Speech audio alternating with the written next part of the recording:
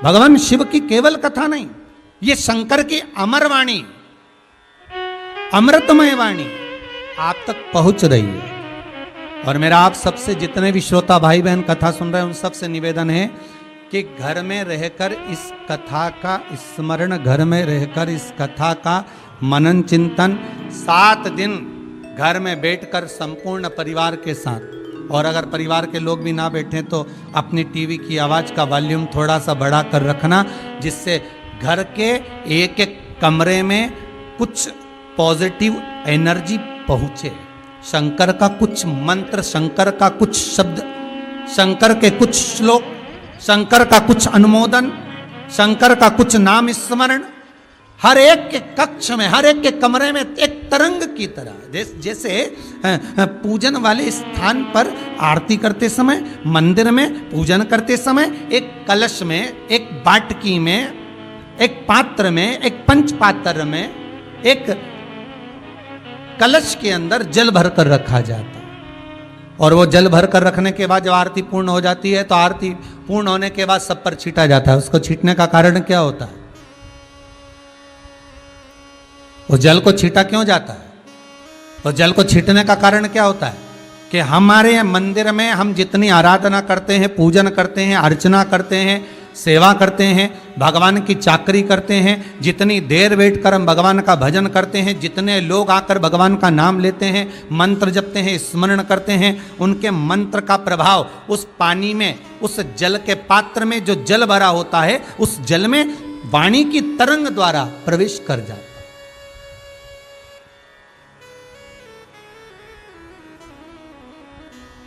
और वाणी की तरंग द्वारा जब प्रवेश करता है तो वो जल इतना पवित्र हो जाता है, इतना आनंदित हो जाता है कि वो जल का छींटा मात्र हमारे कई पापों को समाप्त कर देता है।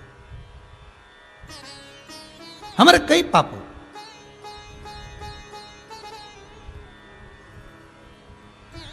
ना जाने कितने पाप हमारे अपने आप समाप्त हो जाते हैं। केवल इसलिए निवेदन करूंगा कि ये कथा ना समझे, ये समझ लो कि इस कोरोना महामारी में कुछ अमृत भगवान शंकर स्वयं प्रदान कर रहे हैं कि आपके घर में अगर शिव महापुराण की कथा चल रही है तो ये अमृत तत्व ही दे रहे हैं। शिव महापुराण की कथा अगर पहुंच रही है तो अमृत तत्व को ही देने वाली है। इसलिए बार बार निवेदन है महाराज, इस कथा को सहज ना ले।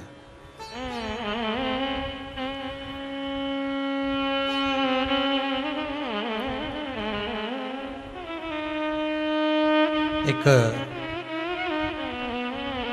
मंदिर में एक भक्त रोज जाता है, बड़ा सरल गया, एक लोटा पानी भरा, शंकर जी पे चढ़ाया, थोड़ी बेलपत्र लिया आया, शिव जी पे चढ़ा, थोड़े पुष्प लेकर आ गए, शंकर भगवान पर समर्पित।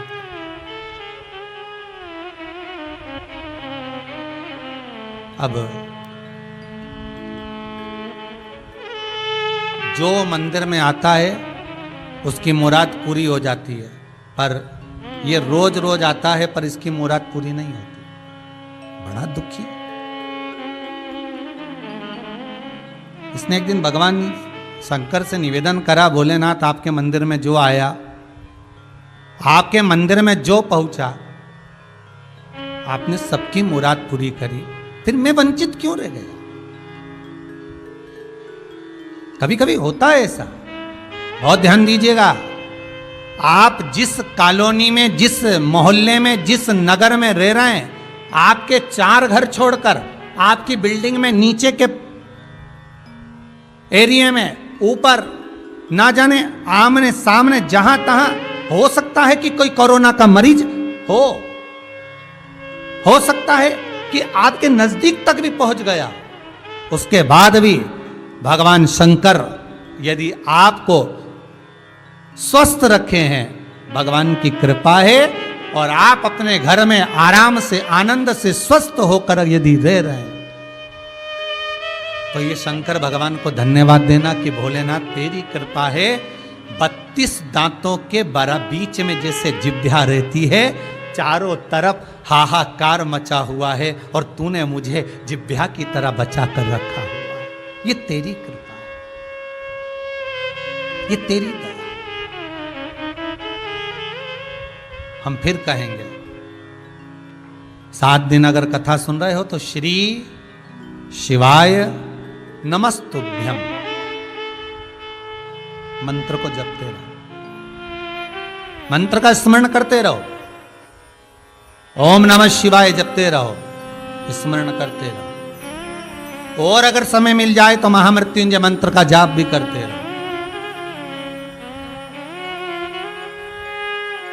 महामृत्युंजय मंत्र का स्मरण भी करते रहो। भोलेनाथ कुछ ऐसी कृपा करो कि मेरा भी, मैं इतना भाव से आपको जल चढ़ाता हूं, मैं इतने भाव से आपको बेलपत्री चढ़ाता हूं, मैं इतने भाव से आपको नमन करता हूं, मैं इतने भाव से आपका आदर करता हूं, सम्मान करता हूं, सत्कार करता हूं, आपको चंदन लगाता हूं, दूध दही शहद का लेपन करता हूं, उसके बाद भी दुख मेरे। भगवान शिव कुछ नहीं बोले। शंकर भगवान भगत के दरवाजे पर आज कमंडल लेकर, चिमटा लेकर राम नाम जपते हुए भगवान शिव एक साधु के वेश में पहुंच गए। भगत के दरवाजे पर गए, आवाज लगाई, भगत, अरे ओ भगत, ए भगत।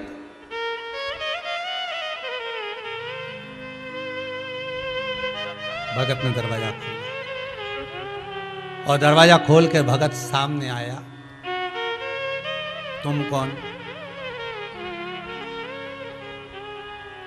शंकर भगवान बोले, मैं शिव। प्रभु, दुनिया को वहीं से बैठे बैठे दे देते हो, आज मेरे घर पर आकर आप मुझे देने के लिए आए हो? शंकर भगवान बोले, देने के लिए नहीं आया हूं, भूख लगी है, आज मंदिर में कोई प्रसाद चढ़ाने नहीं आया, इसलिए भिक्षा मांगने आया। अच्छा, चिंता मत करो भोलेनाथ, आज मेरे यहां खीर बनी है और भगोना खीर का लेकर आया। भगवान शंकर ने कमंडल आगे करा, जैसे कमंडल आगे करा तो ये खीर का पात्र लेकर खड़ा। शिवजी बोले, भिक्षाम दे, भिक्षा दो। अब वो खीर का पात्र आगे लेकर जाए डालने के लिए, फिर उसने देखा, फिर हाथ को रोक दिया। शंकर जी बोले, भिक्षा क्यों नहीं देता? अरे भिक्षा तो दे। फिर पात्र भगवान शंकर आगे करे, कमंडल को भगवान शिव ने फिर आगे करा, इसमें भिक्षा नहीं डाली, खीर नहीं डाली। शिवजी ने पूछा, आखिर बात क्या है? कमंडल में तो खीर क्यों नहीं डालता? कहा, प्रभु जी गलती है मेरी, एक बात कहूँ आपको। भोलेनाथ जी बोले, बोलो क्या बात है? आपका जो कमंडल है ना, अंदर से बहुत गंदा। बोले, बाबा ये कमंडल जो है ना आपका, जिसमें आप खीर लेना चाहते हो, अंदर से बहुत गंदा। इतने गंदे पात्र में, इतने गंदे कमंडल में मैं खीर कैसे डाल सकता हूं? मैं आपको कैसे खीर दे सकता हूं? शंकर भगवान बोले, यही तो मैं तुझे समझाने के लिए आया हूं कि गंदे कमंडल में तू खीर नहीं दे सकता, तो तेरी बुद्धि में जब तक पाप, कपट, छल, बेईमानी, प्रपंच, निंदा, चुगली, इतना सारा गंदगी तेरे पास भरी होगी, भले तू लोटे को ऊपर से मांज ले, कमंडल को ऊपर से मांज ले, बर्तन को ऊपर से साफ कर ले, पर अंदर से अगर गंदा होगा, भले तू मेरे ऊपर जल चढ़ाता है, बेलपत्र चढ़ाता है, धतूरा चढ़ाता है, फूल चढ़ाता है, शहद चढ़ाता है, चंदन लगाता है, धूप बत्ती लगाता है, अगरबत्ती लगाता है, मेरे मंदिर में आकर दिया जलाता है, पर बाहर से तो बर्तन अच्छा है, पर अंदर से अगर गंदा है तो तू खीर नहीं दे रहा। जब बर्तन, पात्र अंदर से गंदा है तो तू खीर नहीं दे सकता, तो मैं तेरे को वर कैसे दे सकता? विचार कर जरा, सोच।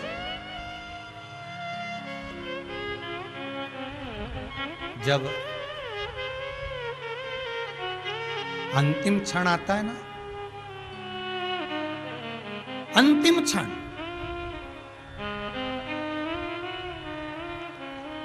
कल कोई कह रहा था सरकार को खूब सारे हॉस्पिटल बना देना चाहिए। गुरुदेव, आपका क्या विचार है? हमने कहा बना दे, मना नहीं है, और हॉस्पिटल कम भी नहीं है, बहुत बनाए, मना नहीं है, पर निवेदन है हॉस्पिटल बनने से ज्यादा जरूरी है आप अपने बच्चों को इतना प्रबल बनाएं कि इसको हॉस्पिटल जाने की जरूरत ही ना पड़े।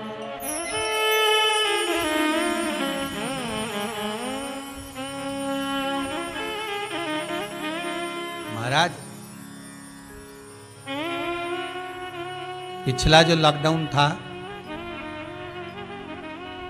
पिछले वर्ष का जो ये कोरोना महामारी जब चली थी, वो असर करी थी बुजुर्गों पर,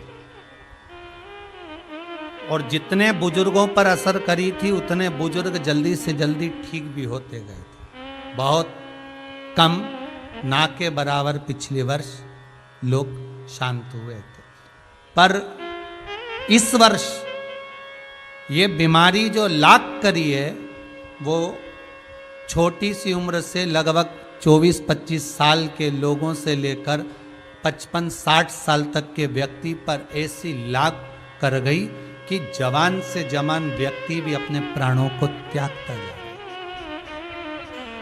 अब एक बात जान लीजिएगा महाराज, पुराने लोग घर से बाहर रहकर अपनी जो जिंदगी जीते थे, बड़ी मस्त जीते थे, खूब अलमस्त रहना, हंसी मजाक करते रहना, और खूब ये पुराने जो गेम होते थे, कहीं गिल्ली डंडा खेल रहे हैं, कहीं बॉल फेंक रहे हैं, कहीं कबड्डी है, कहीं खो खो है, कूद रहे, फांद रहे, बिल्डिंग से नीचे से, रेतों पर, पानी में, घास में, गद्दों पर बच्चे उचक रहे, कूद रहे। तो इनका जो प्रबलता है, इनका जो बल है, इनकी जो श्वास है, इनकी जो ऑक्सीजन है, वो बड़ी प्रबल रहती है। अब आज के बच्चे, छोटा सा बच्चा पैदा हुआ, उस दिन से, जिस दिन से पैदा हुआ, उस दिन से तुम उसके स्नेह कर रहे, लाड लड़ा रहे, मेरा प्यारा बेबी, मेरा प्यारा बच्चा, बच्चा कहकर उसको धीरे धीरे अच्छी एजुकेशन की ओर लेकर गए, बड़े बड़े स्कूलों में पढ़ाया, वहाँ पर भी कोई ध्यान नहीं दिया गया, बस पढ़ाया।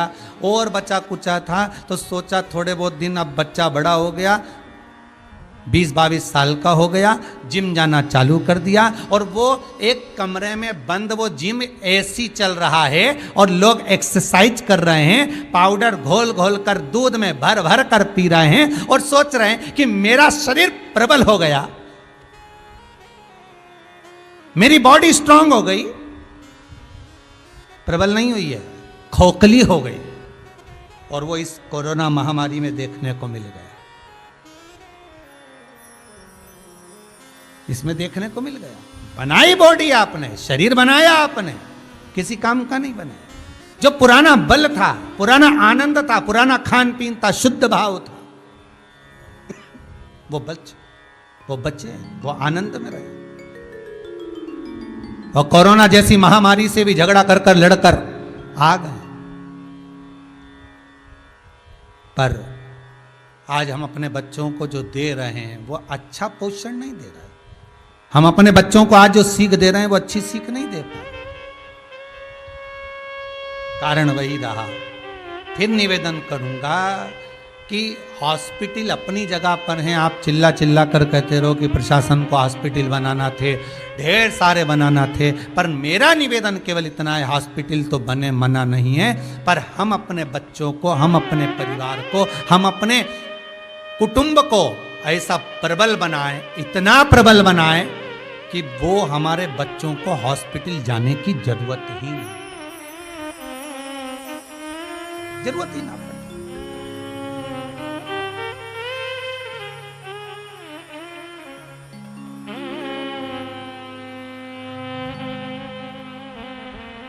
इतना पूरे शहरों में जाकर तो देखिए जरा, मुंबई चले जाओ, पूना चले जाओ, इंदौर, भोपाल, ग्वालियर, झांसी, दिल्ली, बड़े बड़े शहरों में जाकर देखिए, कहीं वन तो मिलेगा ही नहीं, वृक्ष तो मिलेंगे ही नहीं, सब काट दिए। और सारे वृक्ष काट दिए, अब ऑक्सीजन की कमी पड़ी, पूरा भारत हिल गया, ऑक्सीजन चाहिए, ऑक्सीजन चाहिए। कथाओं में पहले भी कहते हुए आए थे कि मरते समय व्यक्ति कर्जे में लदा लूम होकर मरता है। हर व्यक्ति जो मरा है वो कर्जा लेकर मरा है।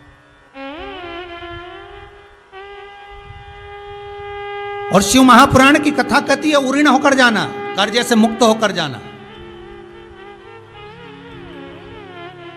एक प्रकृति का ऋण हर व्यक्ति के माथे पर रहता है। जब वो मरता है तो लकड़ियों के ढेर पर जलता है।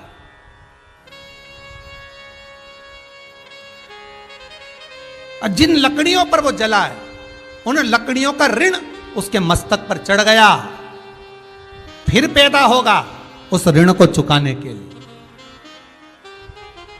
इसलिए आपसे हाथ जोड़कर निवेदन है, मरने से पहले एक वृक्ष जरूर लगाओ, और जिस जगह पर वृक्ष लगाओ उस जगह पर किसी को बोल कर रखो कि इसमें पानी देते रहना भैया।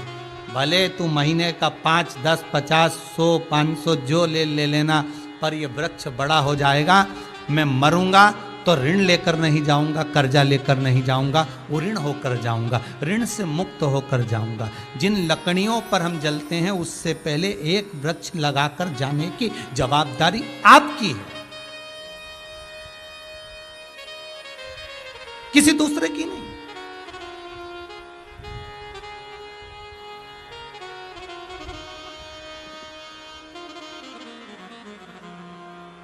हम जब ये कुबेरेश्वर धाम में बेलपत्री के पौधे लगा रहे थे तो कई लोगों ने कहा महाराज जी इतने सारे बेलपत्री के पौधे, इतने सारे शमी के वृक्ष क्यों लगाना, यहाँ कोई और भी वृक्ष, ये आप पीपल के लगा दिए, आम के लगा दिए, कहीं छोटे छोटे फूल के लगाओ, गुलाब के फूल के लगा दो पौधे, थोड़े बहुत गेंदा के फूल के लगा दो, थोड़ा चमेली के फूल के लगा दो। इस कुबेरेश्वर धाम में जब अच्छे अच्छे फूल के पौधे लगेंगे तो जितने लोग यहाँ दर्शन करने आएंगे उनको गार्डन का आनंद आएगा। गार्डन की मूलता फूल के पौधे से नहीं होती है महाराज।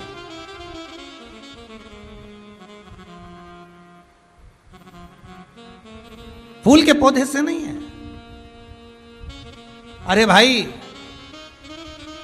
स्कंद पुराण में लिखा है कि जिस जगह पर बेलपत्र के 11 पौधे, 5 पौधे, 7 पौधे, 21 पौधे एक साथ लगे हुए हों और उस बेलपत्र के वृक्षों की उस बगीची में, उस कुंजन में, उस बेलपत्र की कुंज के अंदर बैठकर अगर कोई मुख से मात्र 5 बार भी शंकर के मंत्र का जाप कर लेता है तो उसका वो मंत्र सिद्ध हो जाता है। स्कंद पुराण कर रहे हैं।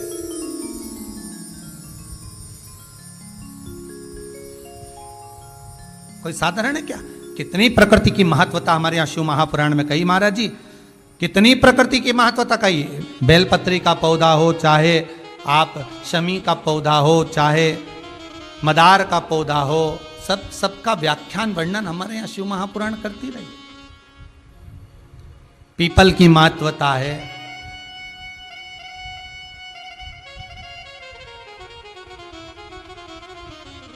क्यों हमारे हिंदू धर्म में वृक्षों की पूजन कराई गई?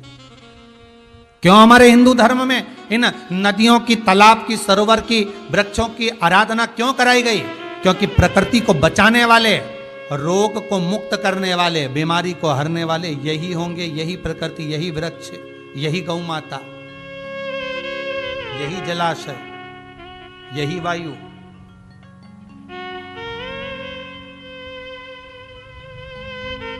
यही सृष्टि कर सकते। तो जरूरत नहीं महाराज, जरूरत हमको अपने को प्रबल बनाने की। तो मेरा निवेदन है, ये शिव महापुराण की कथा आज जो हो रही है, इस कथा का जो मूल आनंद है, इस कथा का जो रसतत्व है, मेरा निवेदन केवल इतना है कि आज मासिक शिवरात्रि से अगर ये कथा चल रही है तो ये विचार करना कि शंकर ने बहुत बड़ी कृपा कर दी। हमारे घर में अगर हम शिव महापुराण की कथा को चालू कर कर बैठे हैं तो शंकर का ही कुछ अमृत हमको प्राप्त हो रहा है, अमृत प्राप्त। जपो, स्मरण करते रहो, विश्वास प्रबल रखिए, भरोसो दृढ़ इन चरण न कैरो, श्री वल्लभ नक्षचंद्र चटाविन सब जग माही अंधेरो। भरोसा होगा तो भगवान को मिलने में देरी नहीं, भगवान को मिलने में देरी नहीं। शिव पुराण कह रहे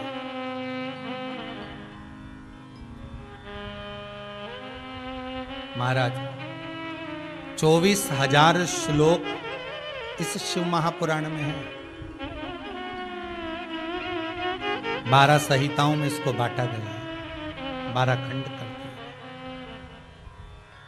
हम तो कहेंगे ये 12 संहिता नहीं, ये शंकर जी के 12 शिवलिंग का ही एक प्रमाण।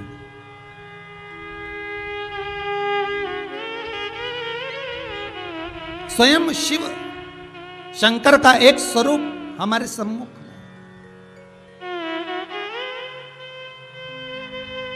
ये भगवान शिव को पाने का एक आनंदमय तरीका है। कैसे प्राप्त हो भगवान शंकर?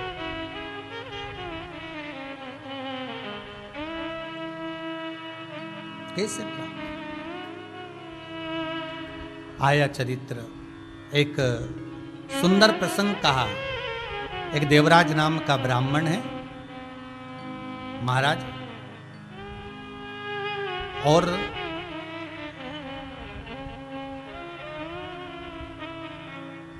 वो देवराज ब्राह्मण जिसकी बुद्धि में, जिसके भाव में कभी भगवत भजन है ही नहीं।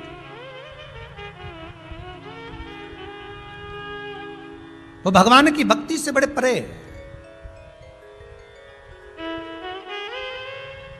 भगवान को लोग याद कब करते हैं?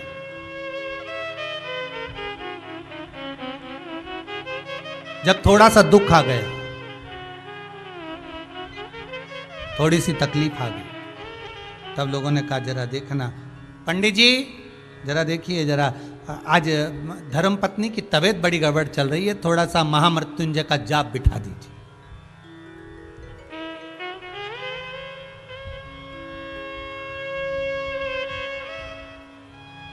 बिठाओ जरा जाप। अब देखिएगा जरा, वो दरवाजे पर बारात आकर खड़ी हो गई। हलवाई ढूंढने के लिए गए। क्या ढूंढने गए? हलवाई। काय के लिए?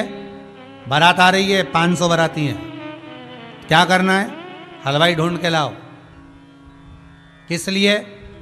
भोजन बनवाना है, 2-4 तरह का मीठा बन जाएगा, नमकीन बन जाएगा। अच्छा।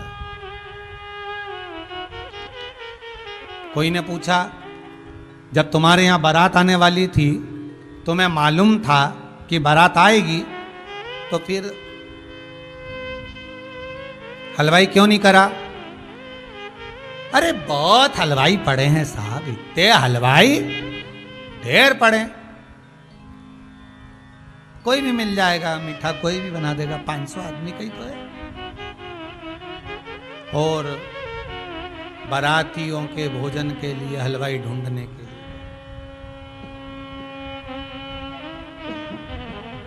हलवाई ढूंढने के लिए गए। और जब हलवाई ढूंढने के लिए गए, मिल गया, हलवाई भी मिल गया।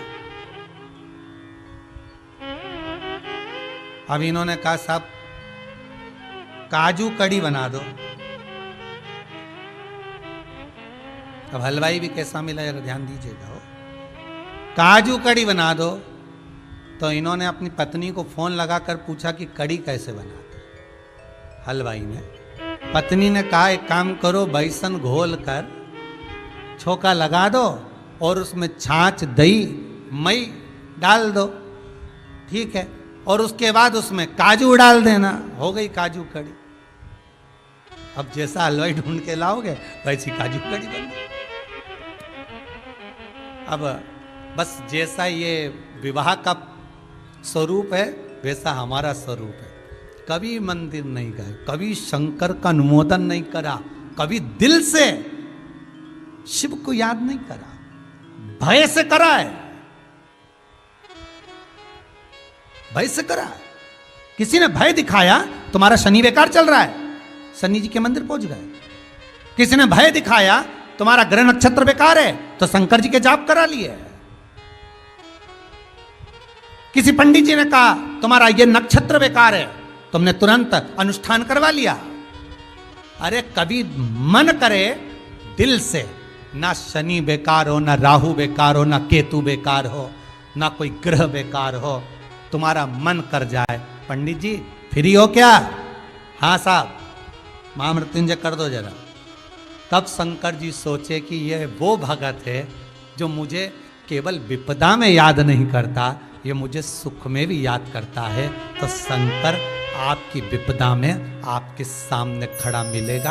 फिर भले ऑक्सीजन कम भी हो गई तो वो ऑक्सीजन देना चालू करेगा। वेंटिलेटर की जरूरत नहीं पड़ेगी, वो खुद हाथ में उठा कर रखेगा, वो खुद।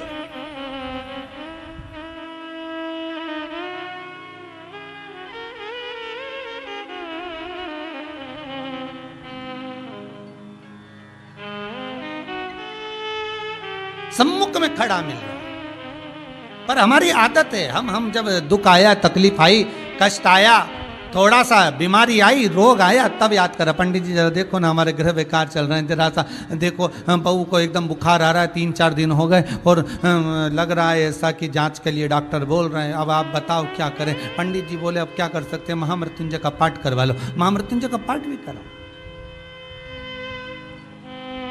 फिर वही वाली बात आ गई, ये काली कुतिया कुएं में जाकर गिर गई, मर गई, बदबू मार रही है। गांव के लोग इकट्ठे होके पंडित जी के पास गए, महाराज जी बताओ काली कुतिया कुएं में गिर गई, गांव में एक ही कुआं, 7 जात का आदमी पानी पीता है और वो कुआं बदबू मार रहा है। पंडित जी बोले काम करो, सत्यनारायण जी की कथा करवा। कथा करवाई, बदबू नहीं गई। यज्ञ करवाया, बदबू नहीं गई। अनुष्ठान करवाया, बदबू नहीं गई। भंडारा करवाया, बदबू नहीं गई। गांव के लोगों ने सोचा कि इस कुएं को तो किसी का श्राप लग गया, इसलिए इसकी बदबू नहीं जा रही, कुएं को छोड़ो, दूसरा कुआं खुदवाएंगे। दूसरे कुएं को खुदवाने की तैयारी करी। एक संत का आगमन हो गया। गांव के लोग संत के पास जाकर बोले गुरुदेव, गांव में एक ही कुआं, 7 जात का आदमी पानी पीता है, एक काली कुतिया उसमें आकर गिर गई, बदबू मार रहा है। हमने सत्यनारायण की कथा, यज्ञ, अनुष्ठान, दान, पुण्य सब कुछ करा, ब्राह्मण भोज भंडारा सब कुछ करा, पर कुएं की बदबू नहीं गई। संत बोले कुएं में से कुतिया निकलवाई, बस महाराज यही नहीं करवाया, बाकी का सब करवा। संत बोले अरे भाई, कुएं में से कुतिया निकाल कर बाहर फेंक देते, पानी को उलीस देते, दूसरा पानी आता तो बदबू नहीं मारता। ये कुएं की और कुतिया की कथा नहीं है, हमारी कथा है। मन रूपी कुएं में जब तक अहंकार रूपी कुतिया पड़ी है, तब तक वो भगवान का भजन में नहीं जाने देगी, स्मरण में नहीं जाने देगी।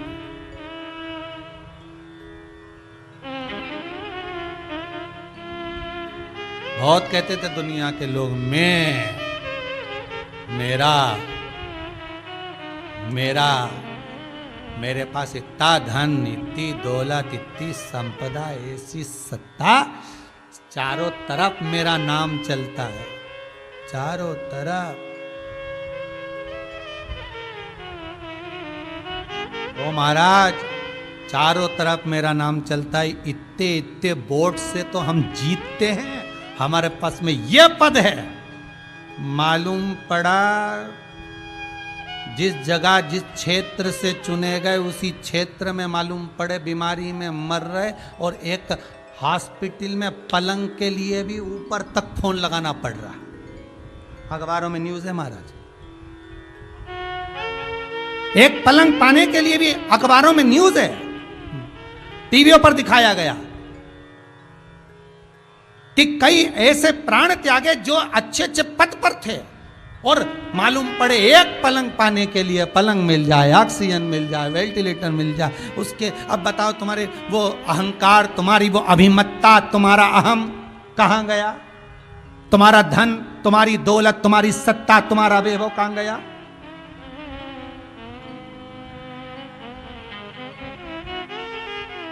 कहां गया? सब धरा की धरा रे, किसी काम का।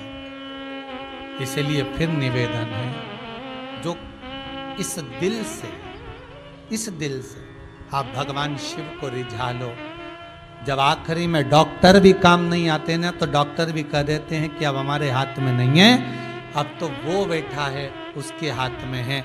फिर निवेदन करूंगा, ब्रह्मलोक के देवता हैं भगवान ब्रह्मा, बैकुंठ के देवता हैं भगवान विष्णु, और इस मृत कितना रुतबा, कितना अहंकार, कितना अभिमान, दौलत का, धन का, वैभव का था, सब पड़ा की पड़ा रह गया। यहाँ तक कि आग लगाने वाले भी अपने नहीं आए, उठाने वाले भी एक कोने में पड़े रहे, केवल मोबाइल पर ओम शांति लिखकर भेज दिया और तुम अकेले शमशान में जलते रहे। पहले भी कथा में कहा, फिर कहते हैं, मकान तुम्हारी पसंद का रहेगा, कैसा बेडरूम बनाना है, कैसा फर्नीचर बनाना है, कैसे दरवाजे लगाना है, कैसा कालीन बिछाना है, कैसा किचन बनाना है, कैसा ड्राइंग रूम बनाना है, कैसा हॉल बनाना है। मकान तुम्हारी पसंद का होगा, पर मसान मेरे शंकर की पसंद का होगा कि कौन से मसान में जलेगा। इस कोरोना महामारी में सिद्ध हो गया, कहां के रहने वाले थे और कहां जाकर आग लगाई ये किसी को नहीं मालूम पड़ा।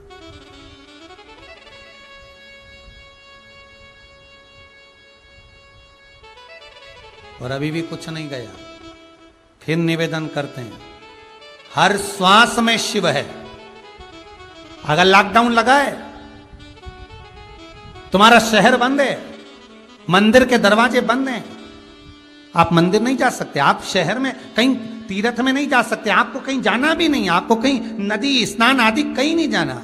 या तो शिव महापुराण की कथा करिए, श्वास श्वास में शिव रमा है। इस श्वास में शिव है तो शरीर है, श्वास में से शिव निकल गया, अर्थात ये शरीर में से श्वास निकल गई, शिव निकल गया तो केवल शव रह जाएगा। इसलिए निवेदन है, कहीं मत जाओ, घर में रहो, इस श्वास रूपी शंकर का अनुमोदन करो, श्री शिवाय नमस्तुभ्यम का जाप करो, ओम नमः शिवाय जपते रहो, बाबा से प्रार्थना करते रहो, भगवान कृपा करना, कृपा करुणा। देवराज ब्राह्मण है, ब्राह्मण कुल में जन्मा है देवराज, पर जन्म ले लेना एक अलग प्रसंग है, पर उस मनुष्य देह को पा लेना एक अलग प्रसंग है। मानव का शरीर मिल जाना ये तो भगवान की कृपा है कि मिला है। और उस मानव देह को प्राप्त करने के बाद अगर भगवान के भजन से वंचित रह गए तो उस मानव शरीर की कोई महत्वता नहीं, उस मानव शरीर की कोई मूलता नहीं है।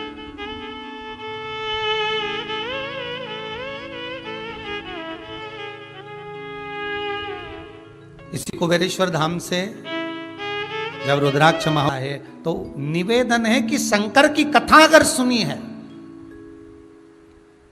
शिव का स्मरण करा है, तो उसको याद करना हर पल, हर घड़ी, हर क्षण।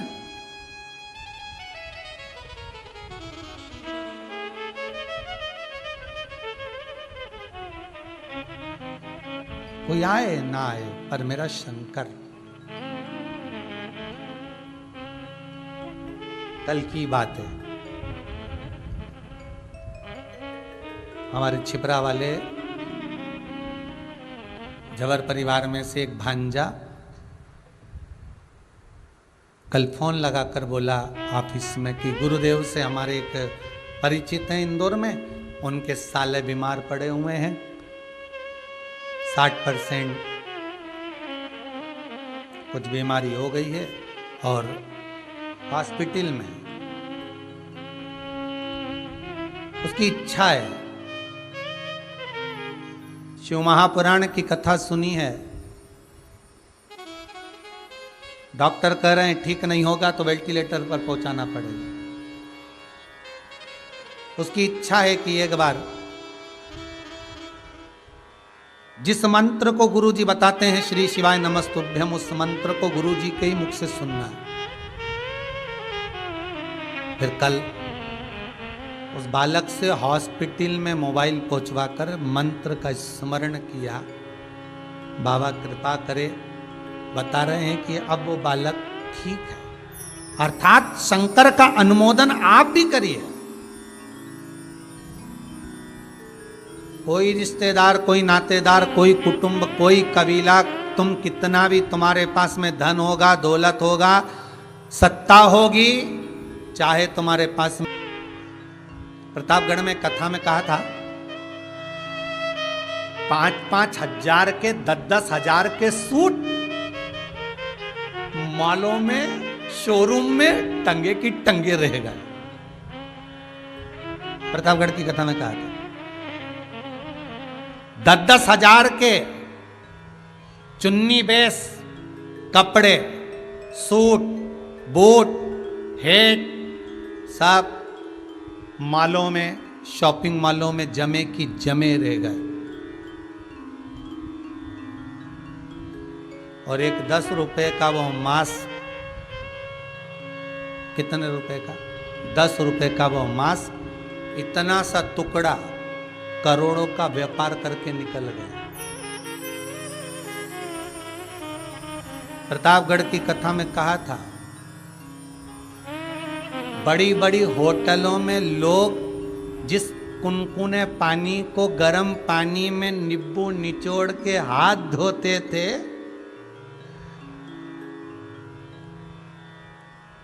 और गंदी गंदी मदिरा का पान करते थे, इस कोरोना महामारी ने उसको भी उल्टा कर दिया। जो पीते थे उससे हाथ धो रहे हैं और अब जिससे हाथ धोते थे उसको पी रहे हैं, गर्म पानी में नींबू निचोड़ निचोड़,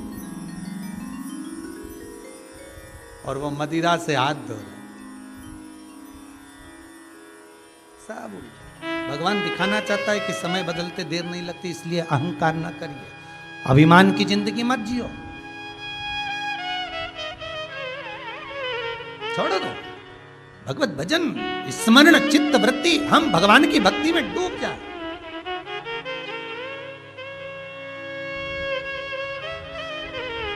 और इस कोरोना महामारी से भी अगर हमारा शरीर बचा हुआ है और भगवान आपको अगर जीवित रखा है तो उसको धन्यवाद देना, साधुवाद देना कि तेरी कृपा से बचाऊं, और ये शरीर, ये मन, सब कुछ तेरा है।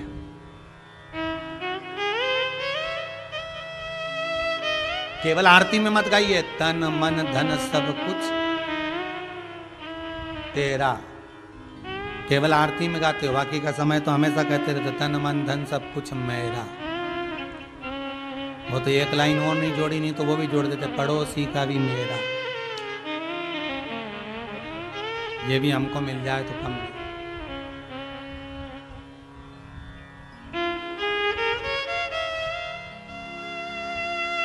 मेरा मेरे पास रहने दो, जो दूसरे का वो ला कर दे, क्या करे धन का। महाराज सज धज के जिस दिन मौत की सहजादी आएगी, न सोना काम आएगा न चांदी। सब पड़ा। देवराज ब्राह्मण होकर ब्राह्मण कर्म से वंचित है। हम अपने कर्म से वंचित ना हो। मनुष्य की देह मिली है, भगवत भजन के मिली है। माता के गर्भ में जब उल्टे लटके हुए थे, दोनों मुष्टिकाएं बंद थी, भगवान से प्रार्थना करी थी, हमें माता के गर्भ से बाहर निकाल दो, हम भजन करेंगे भजन करेंगे भजन करेंगे। जैसे ही माता के गर्भ से बाहर निकले हम तो भोजन करेंगे भोजन करेंगे भोजन करेंगे। भजन गायब हो गया, भोजन चालू हो गया और 3 बार भोजन भजन, एक बार और उसमें भी उलझन आती है बार बार। थोड़ी देर रिमोट लेके बैठे ही थे टीवी देखने के लिए, आस्था चैनल लगाए ही था कथा सुनने के लिए। सियोरवाड़ा महाराज आ रहा होगा, आज ऑनलाइन कथा चालू हुई है, उड़ीसा वाले करवा रहे हैं राउकेला से। तो मन में सोचा था रिमोट लेके बैठेंगे और कथा चालू हुई, आधा घंटा चली, मालूम पड़े ऐसी हवा चली, लाइट ही चली। मन बनाकर बैठे थे, चित्तवृत्ति को रमा कर और चलाओ।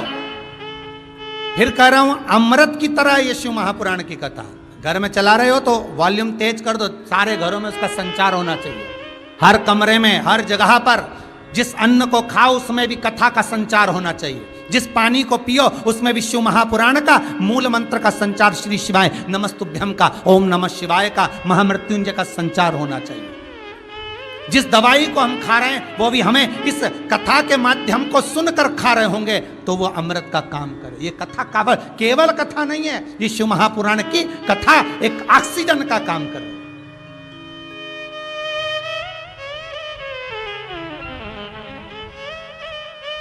और विश्वास रखकर कहता हूं, जिसने 7 दिन की शिव महापुराण की कथा को श्रवण कर लिया उसको ना तो ऑक्सीजन की जरूरत है ना वेंटिलेटर की जरूरत है। बाबा चाहेगा तो वो कैलाश अधिपति शंकर का केवल अगर आपने गुणगान कर लिया, आप उसकी मस्ती में डूब गए, अपने आनंद में डूब गए।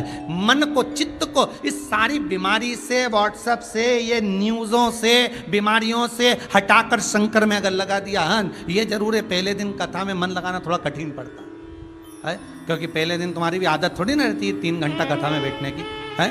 पहले दिन तो तुम्हारी आदत है थोड़ी देर पे ये देख लो, थोड़ी देर में नाटक देख लो, फिर थोड़ी देर खाया पिया 12-1 बजे और खा पी के सोए, शाम के 5-6 बजे उठो और सोने के समय पे ये महाराज आ गया कथा वाचन। अब 2 बजे से 5 बजे तक सोने का समय और 2 बजे से 5 बजे तक कथा का समय, तो 3 घंटा बड़ी मुश्किल से, पहला दिन तो बड़ी मुश्किल से निकलता।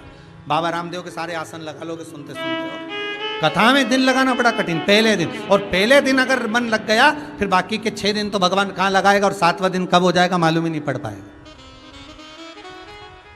मालूम ही नहीं पड़ेगा कथा का।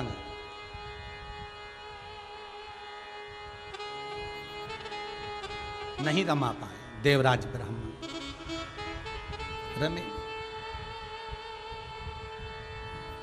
और देवराज ब्राह्मण की चित्त वृत्ति मन नहीं,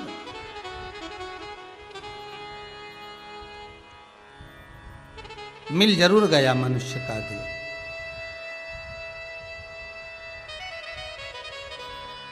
मानव का शरीर मिल जरूर गया, पर यह मानव का शरीर देवराज को मिला, पर देवराज ने इस मनुष्य शरीर को सत्कर्म में नहीं लगाया। थोड़ी देर अगर मन को लगा भी लेता तो ठीक था। जैसे एक संत रोज रात्रि के समय पर प्रवचन देने बैठते थे, प्रतिदिन का नियम था, बहुत सारे लोग उनके प्रवचन सुनने आते थे। संत के यहां पर एक बिल्ली थी, वो बिल्ली इतनी समझदार हो गई थी संत के यहां रह कर कि वो भी प्रवचन सुनती। संत क्या करते कि आजकल तो ये लाइटें हो गई, संत उजाला करने के लिए, प्रकाश करने के लिए एक दिया जलाकर बिल्ली के सिर पे रख देते और बिल्ली बैठी रहती और प्रवचन सुनती रहती। बहुत सारे लोग प्रवचन सुनने आते। अब प्रवचन सुनने वालों में भी बहुत सारी तरह के लोग रहते हैं। 4 तरह के लोगों का वर्णन तो पहले भी वर्णन किया है हमारा, 3 तरह का भी वर्णन किया। सोता जो कथा में सोने के लिए आता है, सरोता जो कथा को कतरने के लिए आता है, महाराज जी ने क्या बाचा क्या नहीं बाचा, महाराज जी जब प्रवचन देते थे तो बिल्ली के सिर पे प्रकाश करने के लिए दिया रख देते थे, प्रकाश करने के लिए, उजाला करने के लिए। तो बहुत सारे लोग प्रवचन सुनने आते थे, उसमें से एक व्यक्ति आता तो उसका प्रवचन में दिमाग कम जाता और बिल्ली में ही लगा रहता। गजब की बिल्ली है, और सिर पे दिया, गजब का दिया है, बताओ। बस वो आए और ऐसी ठोडी पे हाथ रख के बिल्ली को देखता रहे, प्रवचन में मन डाला।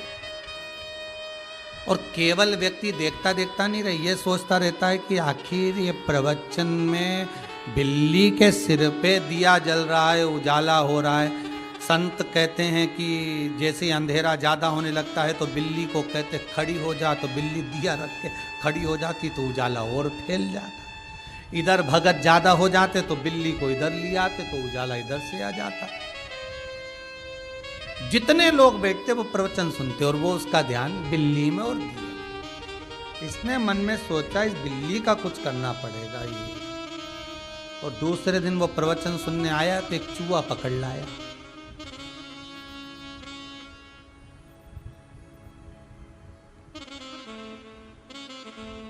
अब चूहा पकड़ के लाया, प्रवचन चालू, और जैसे ही प्रवचन चालू दिया लगा था बिल्ली के सिर पे, और इसने चूहे को छोड़ा, और इसने चूहे को छोड़ा तो बिल्ली ने दिया पटका और चूहे पे जब, और जैसे ही झपकी तो चारों तरफ अंधेरा हो गया।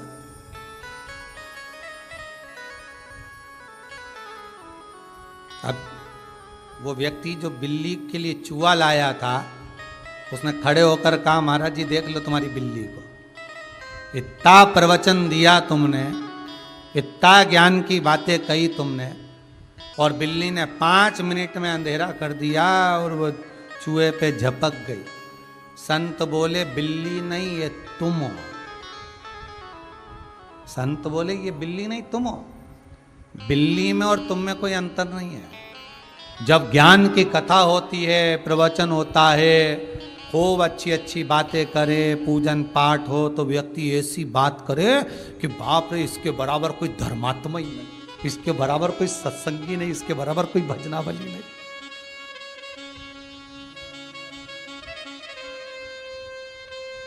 इसके बराबर कोई सत्संग करने वाला, इसके बराबर कोई भजन करने वाला है ही नहीं। और जैसे ही प्रवचन पूर्ण हुआ, इसको कहते हैं हमारे यहाँ शमशानी वैराग्य। शमशान में जाते हैं तो ऐसा लगता है सब बेकार है, साहब सब छोड़कर, इसको शमशान में। और जब जैसे ही प्रवचन पूरा हुआ, और प्रवचन पूरा होते से जैसे ही चप्पल पहनकर गया, वैसे ही फोन लगाकर पूछा कितने का घाटा हुआ, कितना कमाया, कितना व्यर्थ गया, क्या हुआ क्या नहीं हुआ। बस ये फिर समझ लो ज्ञान का प्रकाश था, दिया नीचे गिरा और अंधेरा हो गया। मतलब चूहा आया और झपक गए, बस वो अज्ञान का अंधेरा फिर आ गया।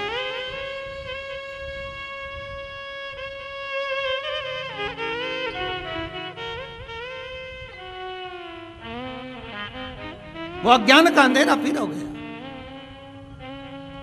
फिर वो अज्ञान का अंधेरा सामने आ गया। अरे भाई, देवराज ब्राह्मण कुल में जन्मा, ब्राह्मण कर्म नहीं कर पाया, और ब्राह्मण कर्म ना कर कर एक बार चोरी कर कर धन लाया। बहुत तेज शरीर में ताप पड़ा, और ताप पड़ा तो उस शरीर के ताप के कारण वो मंदिर के अंदर प्रवेश कर गया।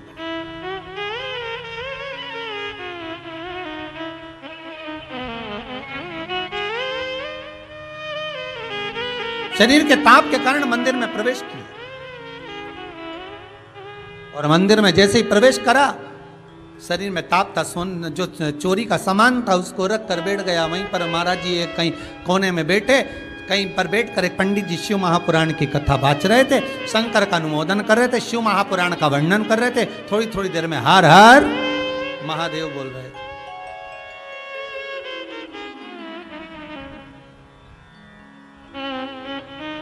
शिव कथा सुन।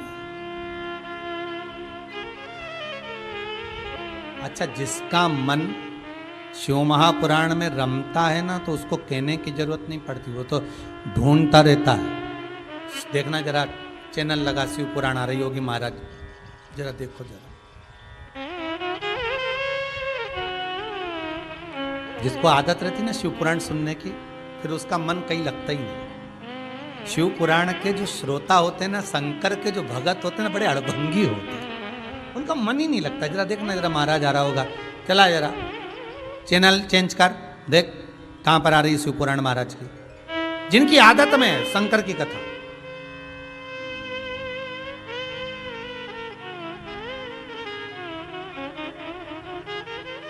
कल हमारे वो कलकत्ता वाले शराब, उनका फोन था, कह रहे थे गुरुजी लॉकडाउन चल रहा है, ऑनलाइन कथा मन है कि स्कंद पुराण सुन लें, जरा आप समय ममय निकाल कर जरा बताइए ना, हो तो बैसाख महीने में सुन लें। तो आकाश जी बोले कहे जरा गुरुजी इनका फोन, हमने कहा कहो अवियाल कथा राजगरिया परिवार की लगी है और वो 9 तारीख से शुरू हो रही है, मासिक शिवरात्रि के दिन से, तो उसको श्रवण करें, इसके बाद देखा जाएगा जब समय हो ऑनलाइन का। उनका एक शब्द था बड़ा सुंदर, उन्होंने कहा गुरुदेव ऐसी विषम परिस्थिति चल रही है कि अब एक जगह पर एकाग्रित होकर तो कथा सुनना मुश्किल है, पर कम से कम ऑनलाइन कथा करवाकर सुनकर हम हमारे मन को शांत कर लेते हैं और भगवान की भक्ति को प्राप्त कर लेते हैं। ये तो सुख है ना गुरुदेव। और ईमानदारी की बात बोलूं मैं, आकाश जी, निशा जी, राजगरिया परिवार से हम भले मिले नहीं हैं, क्योंकि ये बुकिंग भले अपने आशीष जी पर कराई है, आशीष जी से बात कर आपसे हमारा मिलना नहीं हुआ, पर टीवी चैनल के माध्यम से कथा अगर आप सुन रहे हैं तो हमको ऐसा महसूस हो रहा है कि राजगरिया परिवार के सदस्य, भले ये हॉल पूरा खाली हो, यहाँ कोई नहीं, केवल कुबेरेश्वर महादेव की ये भूमि, गौशाला, भोजन भंडारा बाबा का आशीर्वाद, और ऐसा लगता है कि आप ही नहीं, पूरे जहाँ जहाँ लोग टीवी चैनल के माध्यम से कथा सुन रहे हैं, तो ऐसा लगता है कि सारे श्रोता एक जगह पर, आपका मन यहाँ लगा है ना, तो ऐसा लगता है कि आप सब यहाँ बैठकर कथा का रस स्वादन कर इस कथा को सुन, और दिल से सुन रहे हो ना आप। मेरा विश्वास है बाबा आपको दिल से आशीर्वाद भी प्रदान करेगा। जितने लोग भी सुन रहे हैं आशीर्वाद प्रदान करेगा। आप जितने लोग दिल से श्रवण कर रहे हैं, दिल से सुन रहे हैं, महाराज देवराज का मन, देवराज का चित्त, देवराज की बुद्धि नहीं लगी।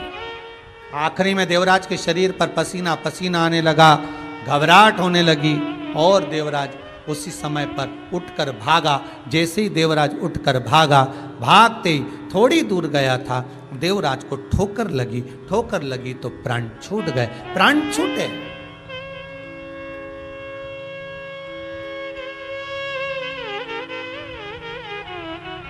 और जब प्राण छूटे तो सम्मुख में जिस जगह पर प्राणों को देवराज ने त्यागा, वहां पर बेलपत्री का वृक्ष था।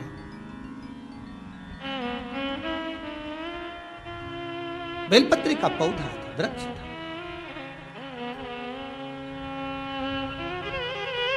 और उस बेलपत्री के वृक्ष के नीचे जब देवराज के प्राण गए, महाराज स्कंद पुराण कहती है, शिव महापुराण की कथा कहती है, अग्नि पुराण कहती है, नर्मदा पुराण कहती है, लिंग पुराण कहती है कि बेलपत्री के वृक्ष के नीचे, नीचे वो भी जाने दो, यहां तक वर्णन किया शिव महापुराण में तो, कि बेलपत्री का जो फल होता ना, बेल फल जो होता है, कहते हैं अगर किसी व्यक्ति के यहाँ लक्ष्मी की कमी होती है, संपदा की कमी होती है, जिसके यहाँ पैसा नहीं आता, धन नहीं आता, तो बेल का जो फल होता है, बेलपत्री का जो फल होता है, उस फल के गूदे को, बेलपत्री के फल का गुर्दा निकाल लो, सुखा लो, गाय के घी में उसको डुबो लो, और शुक्रवार के दिन माता लक्ष्मी के लिए अग्नि में आहुति दीजिए। महाराज शाम के समय पर सूर्यास्त के पहले ये जो आहुतियां हम बेले के गुर्दे के फल की गाय के घी में डुबोकर माता लक्ष्मी और भगवान विष्णु के नाम से देते हैं, महाराज 2 या 3 शुक्रवार करोगे, लक्ष्मी की कभी कमी नहीं आती, संपदा बढ़ती है। एक प्रयोग और कर कर देखना, कभी अगर मौका मिले आपको तो प्रयोग कर कर देखिए। लिंग पुराण के अंदर लिखा हुआ है, शिव पुराण में, लिंग पुराण में और स्कंद पुराण में कहा गया कि अगर किसी ने बेले के फल का अगर थोड़ा सा भी गुर्दा पाया है, बेले के फल को खाया हो या बेल का रस पिया हो या बेल के फल का जूस पिया हो, अगर वो व्यक्ति का अनायास किसी कारणवश प्राण भी छूट गए हो, तो शिव महापुराण की कथा कहती है कि 27 दिन तक वो बेल के फल का रस उसके नस नस में रहता है, तो उस व्यक्ति को यम नहीं छूते, वो कैलाश पर निवास करता है। मर भी जाता है तो अधोगति में नहीं पड़ता, नरक नहीं भोगता, वो बैकुंठ पद का कामी होता, बैकुंठ का निवासी।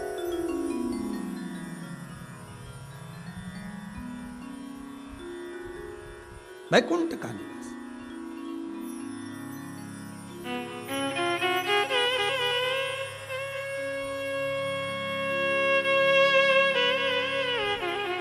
ये जो शिव जी को चढ़ती बेलपत्री हुई, शमी पत्र हुआ, मदार का पुष्प, आंकड़े का जो पुष्प हुआ, ये सब साधारण नहीं है साहब। शंकर का एक एक गुण तत्व ग्रहण करने वाले, शंकर का अनुमोदन करने वाले, शिव को एक एक वस्तु जो चढ़ने वाली साधारण नहीं है।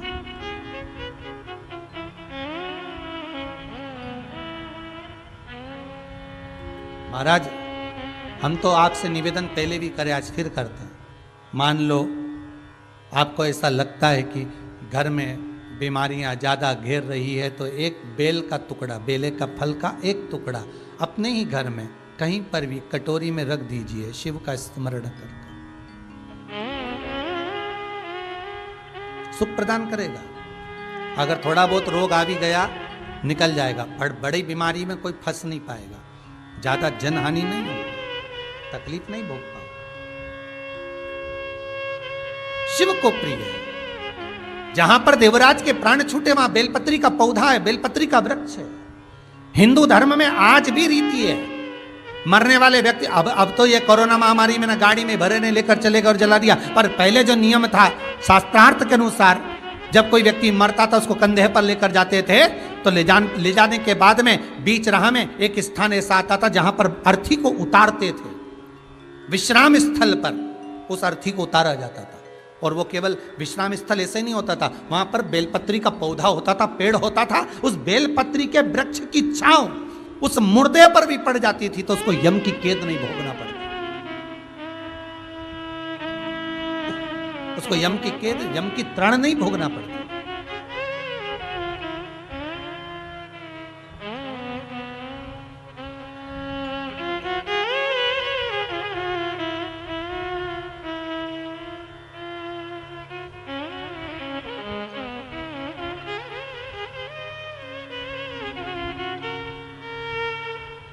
इसलिए उस बेलपत्री के पौधे के नीचे उसको विश्राम दिया जाता था।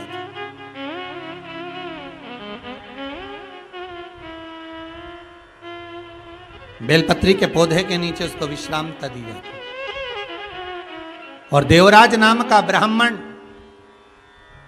चोरी के धन को लेकर जा रहा है और अगर अपने प्राणों को त्याग रहा है, ठोकर लगकर अगर गिरा है तो बेलपत्री के पेड़ के नीचे गिरा, उसकी छांव, उसकी छाया उस पर पड़ गई। अभी कथा में कहा था 5, 7, 11, 21 बेलपत्री की जो कुंज होती है, बेलपत्री के जो वन होता है, उसमें बैठकर भगवान का भजन किया जाए तो उसका फल 1000 गुना होता है। इस कुबेरेश्वर धाम में जहाँ से कथा का ऑनलाइन प्रसारण हो रहा है, इस कुबेरेश्वर धाम में शंकर जी कुबेरेश्वर महादेव के दोनों साइड में हमारा पूरा प्रयास है कि बेलपत्री के पौधे ऐसे लगाए जाएं कि बीच में बैठकर लोग श्री शिवाय नमस्तुभ्यम या शंकर का अनुमोदन करते रहें। कोई दर्शन करने आए तो वहां बैठकर थोड़ी देर बेलपत्री की छांव में, चारों तरफ बेलपत्री हो और वो बैठकर भगवान शंकर का गुणगान करे। ये जरूरी नहीं है कि बेलपत्री के पेड़ के नीचे शंकर का शिवलिंग का निर्माण करोगे, पूजन करोगे तब फल मिलेगा। बेलपत्री के तो वृक्ष के नीचे आप थोड़ी देर बैठकर स्मरण कर लिए, उसका भी फल आनंदित है, उसका भी फल 4 गुना 1000 गुना।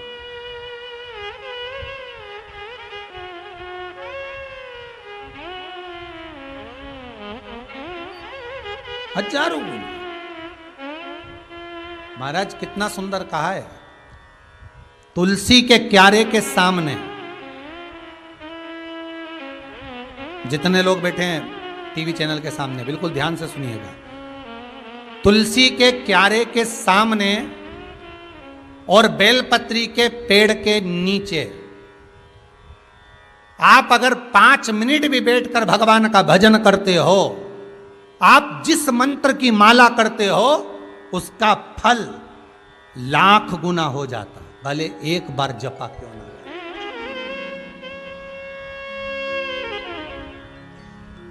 लाखों गुना, हजारों लाखों गुना उसका फल, उसकी कोई तुलना ही नहीं हो सकती,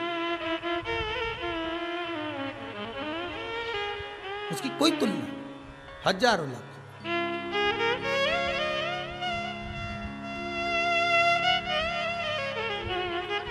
देवराज बेलपत्री के वृक्ष के नीचे ठोकर खाकर गिर गया, प्राण छूट गए।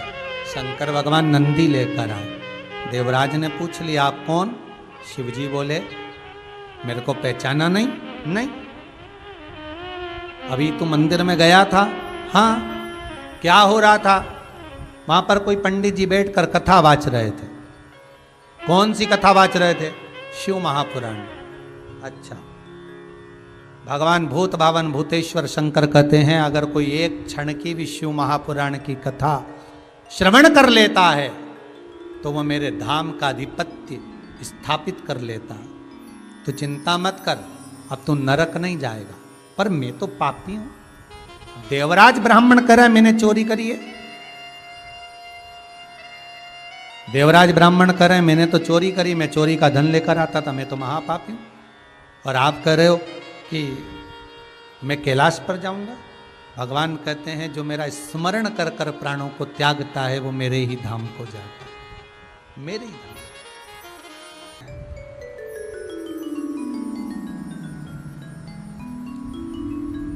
स्वयं औघड़दानी शंकर त्रिकालदर्शी कैलाशी अविनाशी भगवान शिव आए और देवराज को नंदी पर बिठाकर शंकर स्वयं पैदल चलकर जा रहे। अच्छा देखिएगा कितना सुंदर संवाद है। 33 कौटी देवता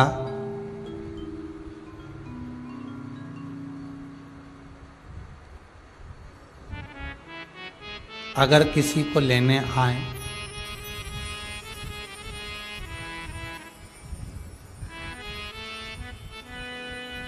भगवान अगर विष्णु आए तो गरुण पर लेकर जाएंगे, ब्रह्मा जी आए कमल पुष्प पर लेकर जाएंगे, इंद्र आए तो ऐरावत पर लेकर जाएंगे। पर कभी किसी देवता के लिए आपने ऐसा सुना है कि भगवान खुद अपना सिंहासन छोड़ देते हैं और उस वाहन पर उस पर स्वयं जीव को बिठाकर शिव खुद पैदल,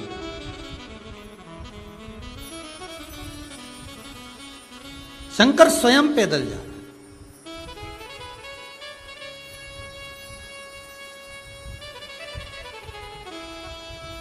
यही शंकर है, यही शिव है।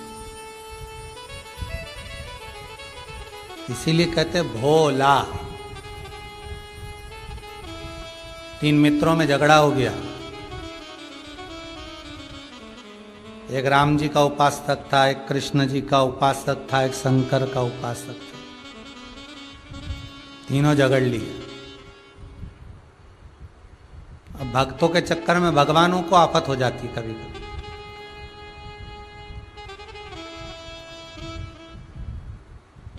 कभी कभी भक्त के चक्कर में भगवान को आफत हो जाती है, होता है कभी कभी। एक कथा पहले कही थी ना कि चेलों के चक्कर में गुरु को आफत हो जाती है।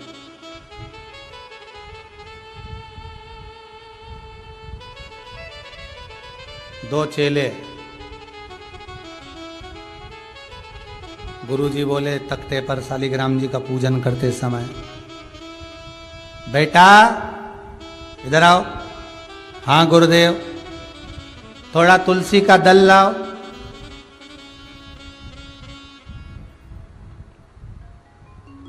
चेले ने सोचा, गुरुजी बोले तुलसी का दल लाओ। अगर मैं गया लेने, फिर गुरुजी कोई दूसरा काम बता देंगे। गुरुजी में तो पहचानता ही नहीं तुलसी कैसी होती है। तुम और तुलसी नहीं जानते? गुरुजी ने भी मन में सोचा, कहां पगला के चक्कर में पड़ा। दूसरे चेले को बुलाया, चेला जी गुरुदेव जाओ तुलसी का दल लाओ शालिग्राम जी की पूजन के लिए। ये जानता ही नहीं तुलसी का पेड़ पौधा कैसा होता है। दूसरे ने सोचा अपन बड़े फंसे। दूसरे ने कहा, तू तुलसी जी को नहीं जानता? तुलसी जी के इतने बड़े बड़े पत्ते होते, उसका फूल इतना बड़ा होता। गुरुजी बोले रहने दो, तुम भी नहीं जानते तुलसी जी का? नहीं गुरुजी मैं तो जानता हूं, इतना बड़ा पत्ता होता है, इतना बड़ा फूल होता है। गुरुजी बोले ऐसे कोई तुलसी जी नहीं होती। एक काम करो, तुम दोनों मत जाओ, मैं जा नहीं सकता उठ के, क्योंकि मैं सेवा में लगा हूं।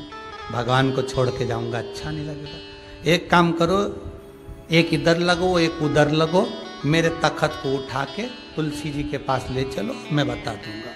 चेलों ने माथा ठोका, इससे तो पैदल ही चले जाते तो अच्छा था। अब गुरुजी को तोक के लेकर गए तुलसी जी के पास में। गुरुजी बोले बस बस बस, ये सामने तुलसी जी है, तोड़ लो।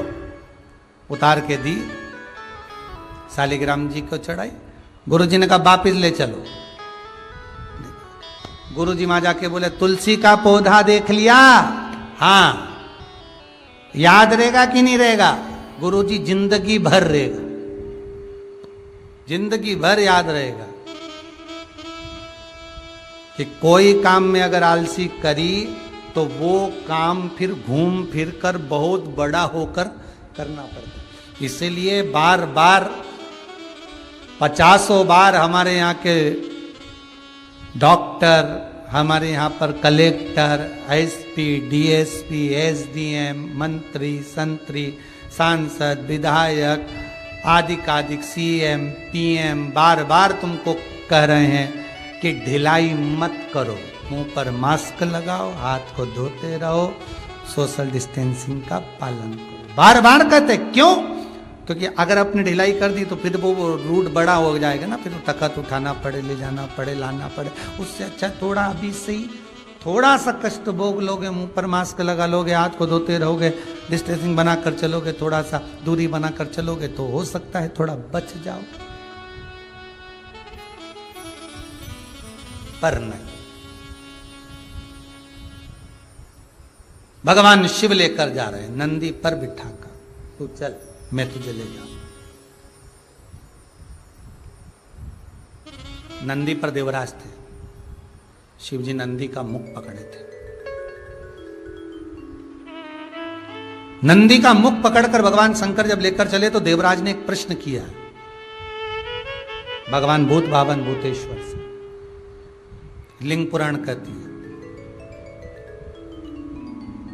क्या कहते हैं देवराज कि हे भोलेनाथ, आप मुझे लेकर जा रहे हो,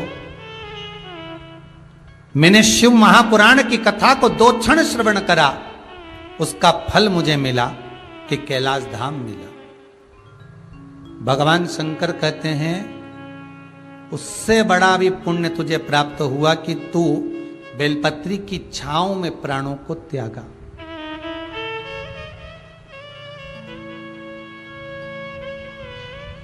फिर वही स्कंद पुराण का संवाद आ गया। बेलपत्री के वृक्ष की जो जड़ होती है, उस जड़ के अंदर 33 कोटि देवताओं का निवास होता है।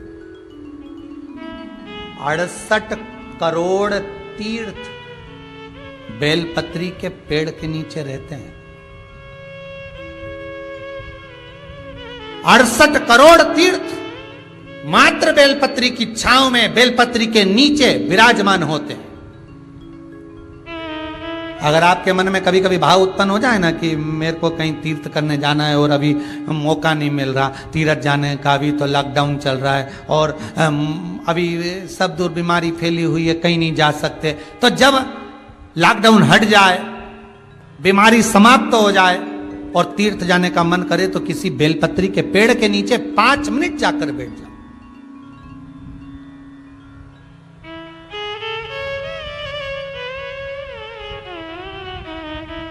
और जप लो, श्री शिवाय नमस्तुभ्यम। जितने बैठे हो टीवी के सामने प्रेम से बोलो, श्री शिवाय नमस्तुभ्यम। जितने टीवी के सामने बैठे और फिर से बोलो, श्री, साथ में बोलो, आगे आगे नहीं, श्री शिवाय नमस्तुभ्यम।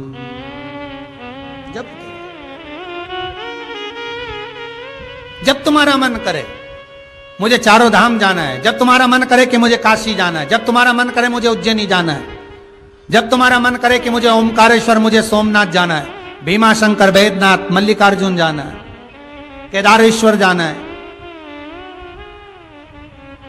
बस नागेश्वर जाना है, थोड़ी देर के लिए बेलपत्री के पेड़ के नीचे जाकर बैठ जाओ।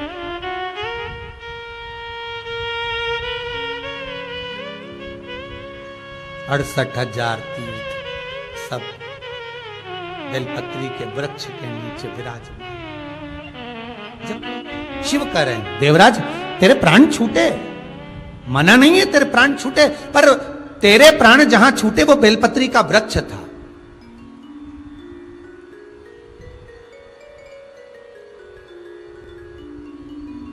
और अब तुझे यहां नहीं रहना है, अब तुझे कैलाश पर रहना है। तो कैलाश पर क्यों? शंकर भगवान बोलते हैं ये मृत्यु लोक जो है ना, पृथ्वी, ये भूमि जो है ना, ये मेरी निवास स्थली है, ये मेरा घर है। इसलिए शंकर भगवान ने, भगवान विष्णु ने जब कहा था, भगवान विष्णु जब शंकर भगवान से बोले कि मैं आपसे मिलने आना चाहता हूं, तब शंकर भगवान बोले आ जाओ। तो भगवान विष्णु पृथ्वी से एक हाथ ऊपर पांव रखकर चल रहे थे। तो शंकर जी ने पूछा तुम पांव जमीन पर क्यों नहीं रखते, पृथ्वी पर रखो। शिव जी, मैं पांव पृथ्वी पर नहीं रखूं। क्यों? नहीं नहीं नहीं नहीं, मैं पांव पृथ्वी पर नहीं रख सकता। आखिर क्यों? शंकर भगवान से भगवान विष्णु कहते हैं पूरी पृथ्वी पर छोटे छोटे कंकर नजर आते हैं, हर कंकर में मुझे शंकर नजर आते हैं। जब कंकर में शंकर दिखेगा तो मैं पृथ्वी पर पांव कैसे रख सकता हूं? शिव जी बोले, भाई नारायण भगवान विष्णु से बोले, है नारायण, अगर आप इतनी दूरी बनाकर रखेंगे तो फिर हमारे करीब में कौन आएगा? हम चाहते हैं कि आप हमसे मिलकर रहें, हम आपसे एक क्षण की दूरी सहन नहीं कर सकते। आप हमसे चिपक जाएं, लपट जाएं, आप हमसे रम जाएं, हम आप में रम जाएं।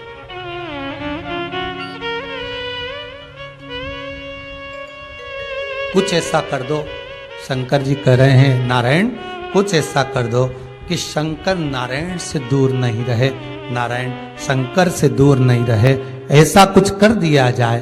तब भगवान शिव ने भगवान विष्णु से कहा एक काम हो सकता है कि आप सांप बन जाओ। भगवान विष्णु ने पूछा मैं सांप बन जाऊं? क्यों?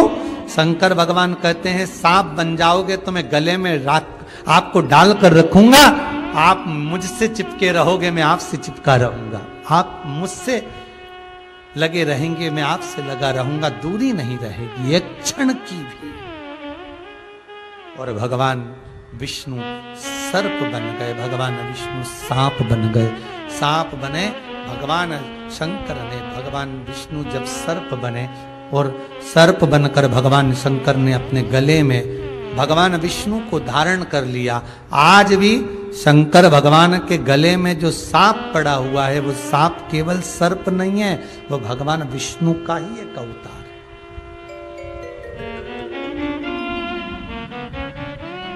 वो भगवान विष्णु का एक स्वरूप है। शंकर भगवान के पूरे शरीर पर 6 सांप हैं। कितने सर्प हैं? 6। एक जो गले में है वो भगवान विष्णु का अवतार, 2 हाथ में, 2 भुजा पर, एक कमर में जो सर्प नजर आता है, ये शंकर भगवान की 5 लड़कियां हैं, जया, विशारा, सामरीबारी, 2 तली और देव। शिव जी की 5 लड़कियां। शंकर भगवान के पूरे शरीर पर 6 सर्प हैं, 5 लड़कियां और एक भगवान विष्णु का स्वरूप, भगवान विष्णु का प्रतिबिंब, भगवान विष्णु का ही एक स्वरूप।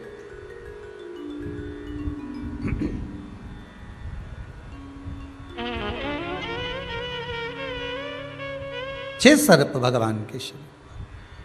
अब देवराज कैलाश पर पहुंचे, पूछा कि यह संपूर्ण मृत्युलोक आपका है? भगवान बोले हाँ। देवराज ने एक प्रश्न और किया, अगर संपूर्ण मृत्युलोक आपका है तो ये सुख और दुख, ये तकलीफ, ये कष्ट मनुष्य जो भोगता है, मनुष्य जो भोग रहा होता है, ये सुख दुख, ये कष्ट मानव जो भोग रहा है, क्या आपके द्वारा दिया गया है? भगवान शंकर उसी समय पर देवराज से कहते हैं कि भगवान शंकर का अनुमोदन, शिव का स्मरण व्यर्थ नहीं जाता।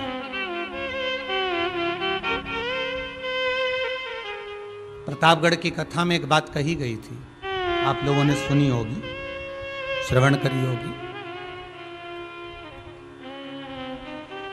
कि एक राजा को मन में यह भाव आया कि मरने के बाद व्यक्ति का होता क्या। प्रतापगढ़ की कथा में कहा था। आज फिर इस कथा को प्रारंभ करने से पहले, इस कोरोना महामारी में आप अपने घर में रहकर जो कथा सुन रहे हैं, उसके लिए ये एक ऑक्सीजन का काम करने वाली है ये कथा।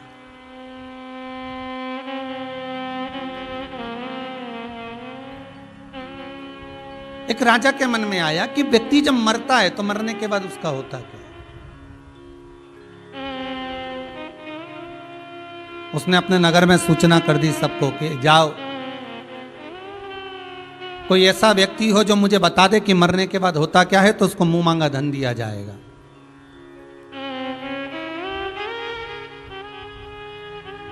कोई ऐसा व्यक्ति हो जो बता दे कि मरने के बाद होता क्या है।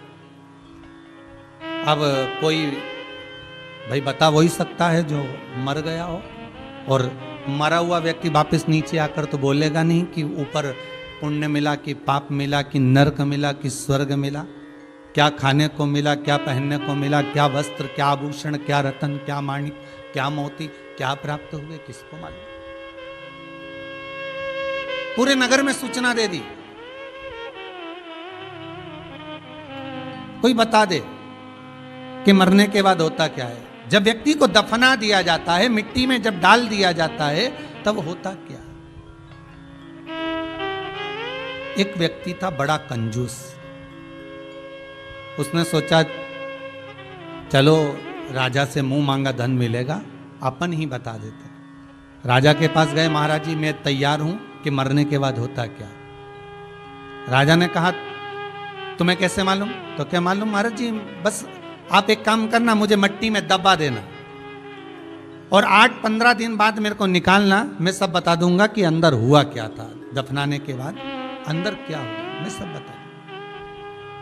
ठीक है, मंजूर है। राजा ने कहा ले जाओ इसको लेकर जाने लगे। एक भिक्षुक, एक भिखारी उसके पाँव में गिर गया, भैया मुझे कुछ दान दे दो, मेरे को भूख लगी है, कुछ भोजन दे दो। वो बार बार बिलख रहा है, बार बार मांग रहा है, मुझे भूख लगी है, कुछ दे दीजिए, मुझे भूख लगी है, कुछ दे दीजिए। इतना कंजूस व्यक्ति था, उसके पास में खाने का था तो भी नहीं दे पाया। आखिरी में वो भिखारी उसका पीछा पकड़ लिया। जब पीछा पकड़ लिया तो उसने एक पेड़ की सूखी पत्तियां पड़ी थी, उस वृक्ष की पत्तियों को उठाकर उसके कटोरे में डाल दिया, ये ले, ये खा ले। और वो सूखी पत्तियां देकर वो कंजूस व्यक्ति चला गया। खड्डा खोदा गया, उसमें उसको डाल दिया गया, मिट्टी से दबा दिया गया, एक पाइप उसके श्वास को लेने के लिए छोड़ दिया गया।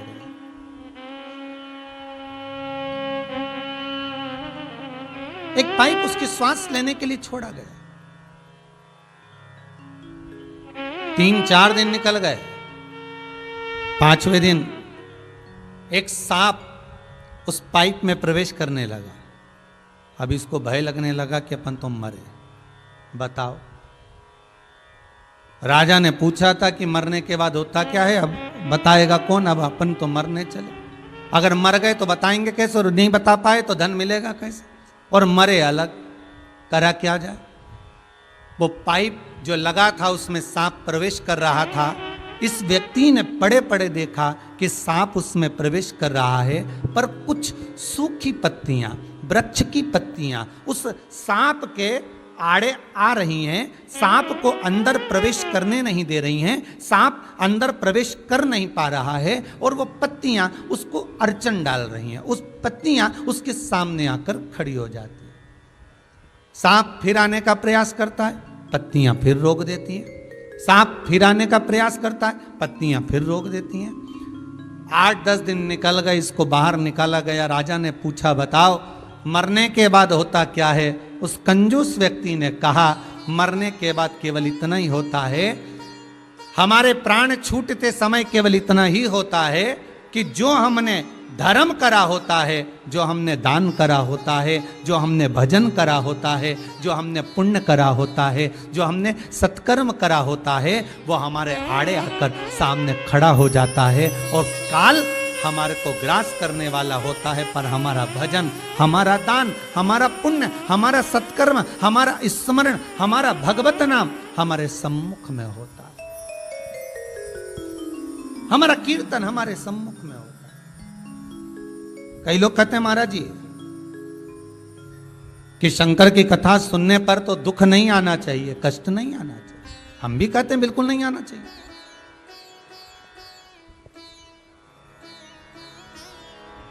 शंकर की कथा अगर हम श्रवण कर रहे हैं तो दुख, तकलीफ और दुख कष्ट आना ही नहीं चाहिए। हम भी बोल रहे हैं नहीं आना चाहिए। पर महाराज फिर ये दुख,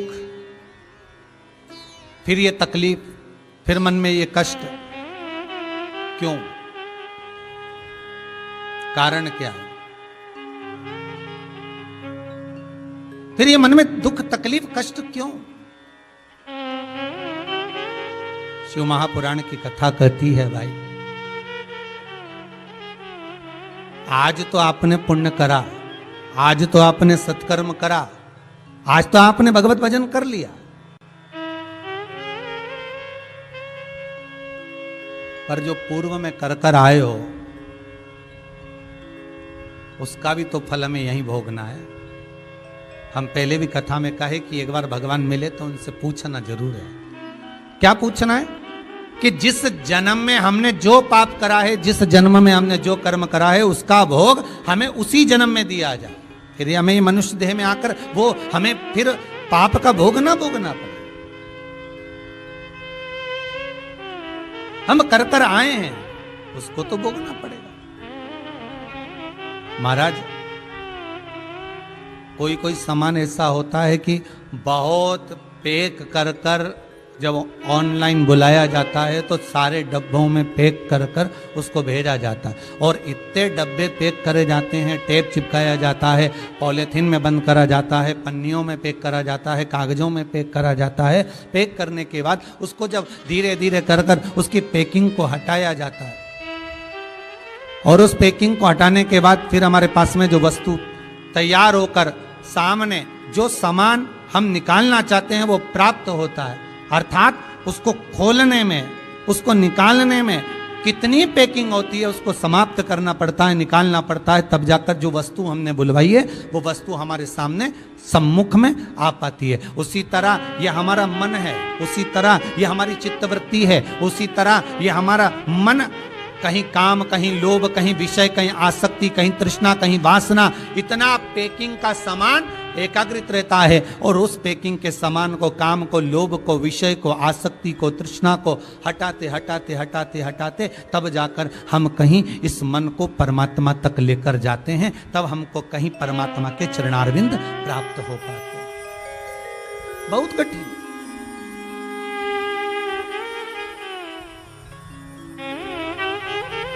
रहो दुखाया। कई लोग कहते महाराज जी हमने शंकर जी का भजन करा है, हमने शिव का स्मरण करा है। आपकी कथा में सुना था कि शंकर का भजन करने वाला दुख नहीं पाता, शिव का स्मरण करने वाला दुख नहीं पाएगा। पर शंकर की कथा तो कहती है ना महाराज कि पूर्व में जो करा गया है, भगवान शिव पार्वती से कर रहे हैं कि पूर्व में जो कर करा है उसका भोग तो भोगना पड़ेगा। महामृत्युंजय भगवान शिव का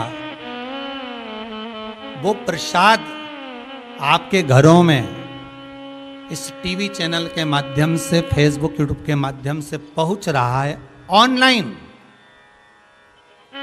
ये भगवान शंकर की केवल कथा नहीं है, बेचकर निचोड़ कर तुम्हें दे देगा,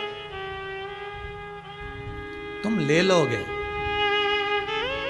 पर ईमानदारी की बात तो यह है कि कितने दिन पचा पाओगे वो सोचकर। आज थोड़ा सा भी सामान मंगवाओ ना तो लोग कहते हैं अभी मिल नहीं रहा है, बाहर से ही नहीं आ रहा है, हमारे पास पड़ा है, थोड़ा ज़्यादा पैसा लगेगा, जो 5 रुपए की चीज़ है 25 रुपए मिल जाएगी। तो बाजार से ही नहीं आ रहा, अभी आगे से आ नहीं रहा है, भले आ रहा होगा, भले सब कुछ प्राप्त हो रहा होगा, पर आ ही नहीं रहा, अभी मिल ही नहीं रहा। कर लो, पर नीचे भले मुंह नहीं दिखाना पड़े, पर ऊपर तो जाना पड़ेगा। उसके सामने भी तो खड़े हो गए, उसके सामने भी तो वो कहेगा, बोलना तो पड़ेगा। फिर वो भी पूछेगा तेरा क्या होगा रे कालिया, फिर वही भली बात आ गई, होगा क्या?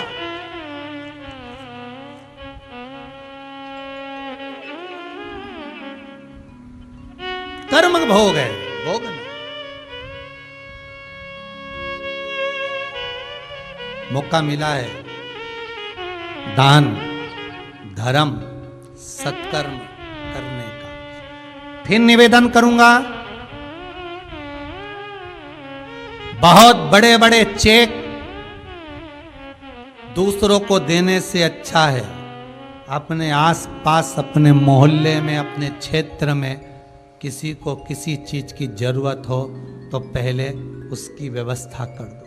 दूसरी जगह दान, दूसरी जगह चेक, दूसरी जगह पहुंचाने, पहले उसको देखो जिसको जरूरत है।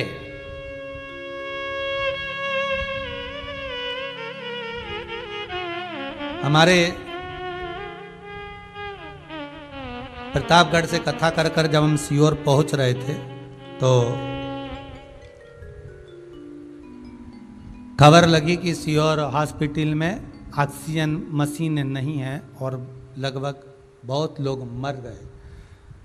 सूचना मिलते सी हम तो ट्रेन में थे, तो समिति की ओर से खबर आई, क्या करें? हमने कहा बात करें मुंबई जजमानों से, और मुंबई बात करके मशीनें बुलवाई जाए इंदौर, इंदौर से बुलवाई जाए सीहोर, और सीहोर से फिर वो मशीनें ऑक्सीजन की दी जाए। आप लोगों ने देखा भी होगा, फेसबुक, गूगल पर डले भी थे कुछ फोटोज, कुछ मीडिया वालों ने छापे भी थे, पहुंचाया गया। आज प्रसन्नता की बात यह है कि समिति तो भले 10 मशीन को दी है, पर उसके बाद में जब हॉस्पिटल में मशीनों का क्रम दान का हुआ तो आज कम से कम सीहोर के पूरे क्षेत्र में ऑक्सीजन की कमी तो नहीं है। ये बाबा की कृपा, ये भगवान की कृपा। एक प्रश्न किसी ने किया, गुरुदेव आप कहते हो कि मृत्यु देने वाला भी भगवान है, मारने वाला भी भगवान, बचाने वाला भी भगवान। तो इस कोरोना महामारी में लोग जो मर रहे हैं, ये बैकुंठ जाएंगे कि नरक जाएंगे? प्रश्न देखिए कितना विचित्र है। इनको मोक्ष मिला कि अधोगति में रहेंगे? इनकी मुक्ति हुई कि नहीं हुई?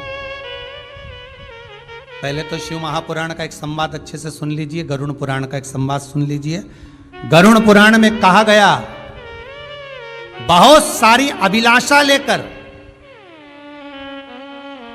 पितरों के जो क्रम बताए पहले भी आपको कथा में कहा, बहुत सारी अभिलाषा लेकर कुंवारी अवस्था में अधोगति में मर गया तो वह आहूत बन गया, उसको मुक्ति नहीं मिली, उसका मोक्ष नहीं हुआ। अभी जो ये कोरोना महामारी के अंतर्गत जिनके प्राण छूट रहे हैं, प्राण तो छूट रहे हैं, हो सकता है भगवान का कोई क्रम हो, पर प्राण तो जा रहे हैं, पर उनकी अभिलाषाएं कितनी है कि साहब मुझे जीना है, अभी मेरे बच्चे छोटे हैं, बहुत काम है, बच्चों की शादी करना है, बेटियां कुंवारी है, उनको पढ़ाना है, किसी का घर नहीं, किसी का द्वार नहीं, किसी का कुछ नहीं, कितनी कितनी अभिलाषा, कितना लगा। और उसके बाद अगर आप सोचें कि इनका भाई, उनका मन तो आप में ही रमा हुआ है ना, उनकी मन, उनकी वृत्ति तो आप में ही लगी हुई है। फिर भी कथा के प्रारंभ में जब कथा चालू करी थी तो कहा था कि अपनी टीवी का वॉल्यूम थोड़ा तेज कर दो। शिव महापुराण का एक एक संवाद अगर गली में, मोहल्ले में भी किसी के प्राण गए होंगे, कोई अधोगति में मरा भी होगा, तो ये शिव महापुराण के संवाद सुनकर उसकी मुक्ति, उसका मोक्ष तो हो जाए, उसकी गति तो सुधर जाए, उसकी गति सुधर जाए।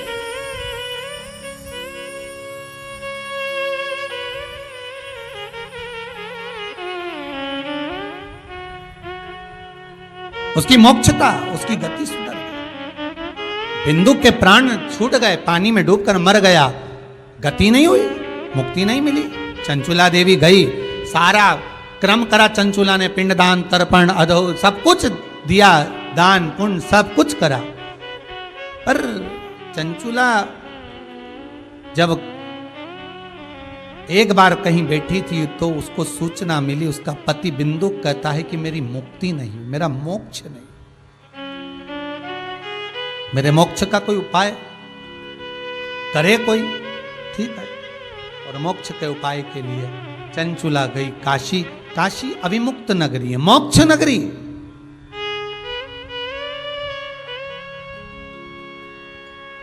जहां पर विश्वनाथ बैठा हो, वो मोक्ष नगरी काशी है। और उस काशी में जाकर चंचुला देवी कुछ क्षण की शिव महापुराण कथा सुनकर गंगा का स्नान कर करा रही थी, प्राण छूटे उसके। पार्वती जी की सहेली बन गई, सहेली बनकर मन स्थिर नहीं रहा। पार्वती ने पूछा, तू चुप क्यों रहती है, तू मौन क्यों रहती है? तब वो कहती है कि मेरा पति को मुक्ति नहीं मिली, उसके मोक्ष का कोई उपाय करा जाए। तब पार्वती ने कहा, तू शिव महापुराण की कथा करवा। किससे करवाऊं? देव ऋषि नारद के पास पहुंची, नारद जी से कहा। नारद जी ने कहा, मैं तो कथा नहीं कह सकता, पर मेरा मित्र है तुमरुका, वो कथा कहेगा। तुमरुका जिसका घोड़े जैसा मुख है, हाथ में करताल है और बीणा उसके कंधे पर है, ऐसे तुमरुका जी कथा कहे। पर तुमरुका जी बोले, कथा तो कह दूंगा, पर इसमें जोड़ा कौन बैठेगा पूजन करने के लिए? एक जोड़ा चाहिए, और चंचुला देवी तो भाई धब्य है, कौन करेगा?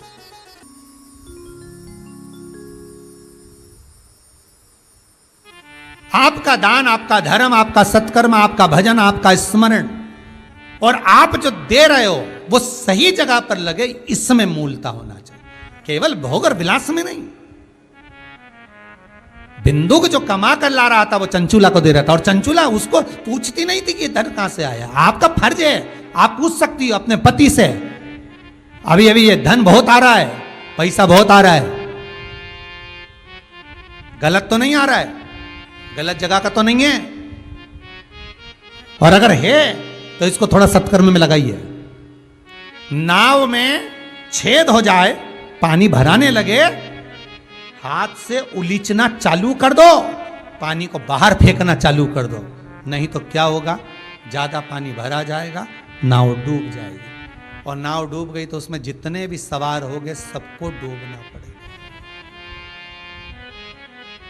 थोड़ा सत्कर्म, थोड़ा दान, थोड़ा पुण्य, थोड़ा भजन,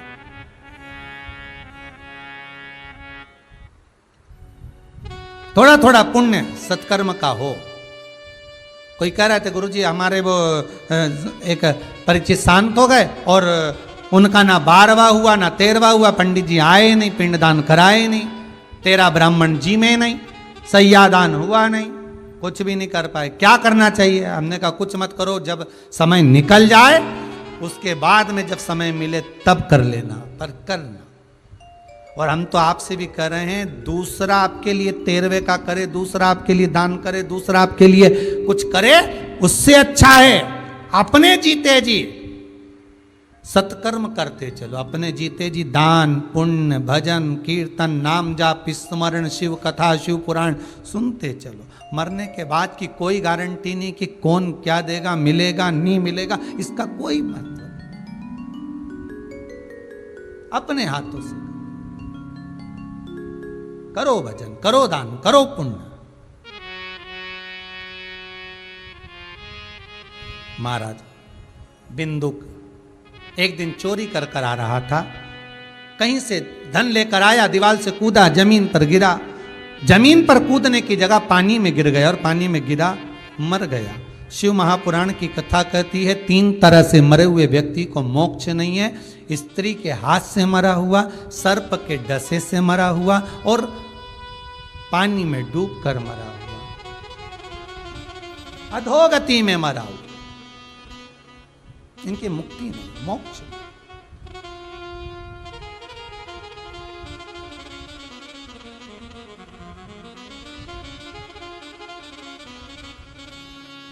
इनकी मुक्ति नहीं, इनका मोक्ष नहीं है।